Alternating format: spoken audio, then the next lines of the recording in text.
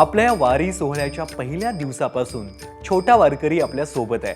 तो वारीची ही संपूर्ण परंपरा त्याच्या गोड शब्दात आपल्यापर्यंत पोहोचवत आहे. पण हा छोटा वारकरी नेमका आहे तरी कोण? काय आहे त्याच्या जन्माची कथा? जाणून घेऊया.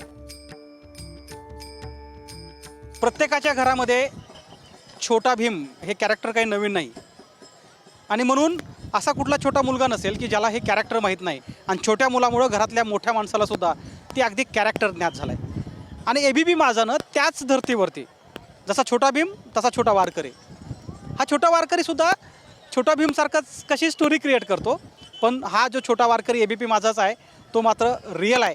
तो हातामध्ये म्हणजे ज्या ठिकाणी वारकरी थांबले त्या ठिकाणी फेरफटका मारतो.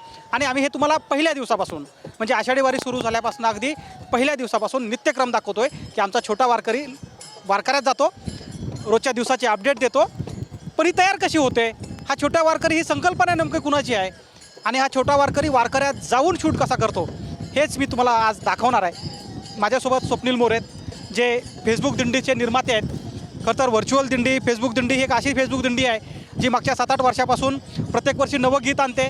प्रत्येक वर्षी वारीमधला एक नवीन पायंडा किंबहुना एक इन्फॉर्मेशन टेक्नॉलॉजीचा एक नवीन पायंडा पाडण्याचं काम हे स्वप्नील मोरे करतायत.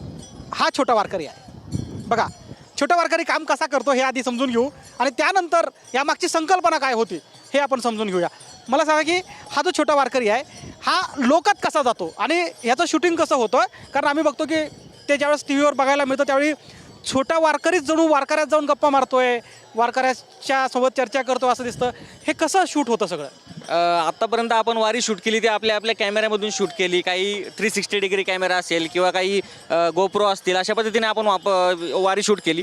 पण आता आपण नव्या पद्धतीने थोडक्यात लहान मुलांना वारी दाखवायची, आपल्याला लहान मुलांना ती गोडी लावायची. आणि तुम्ही सांगितलं तसं आपण छोटा वारकरी करण्यामागची संकल्पनाच ही होती की लहान मुलांना वारीची संकल्पना थोडक्यात कळली पाहिजे. वारकरी संप्रदायाचं जे काही तत्त्वज्ञान आहे, तुकाराम महाराजांचे अभंग असतील, हे आपण छोटा वारकरीच्या माध्यमातून ॲनिमेशनच्या माध्यमातून दाखवतोय. पण आता वारी घडते आणि आपल्या छोटा वारकरीची ही पहिलीच वारी आहे, माझी 16वी वारी आहे. पण छोटा वारकरीचा जन्म नुकताच 3-4 महिन्यापूर्वी झाला आहे, आपल्याला माहिती आहे. आणि यामध्ये आपलंही योगदान आहे छोटा वारकरीला आणि ABP माझाला या सगळ्याचं जे काही कव्हरेज करायला भेटतं आहे.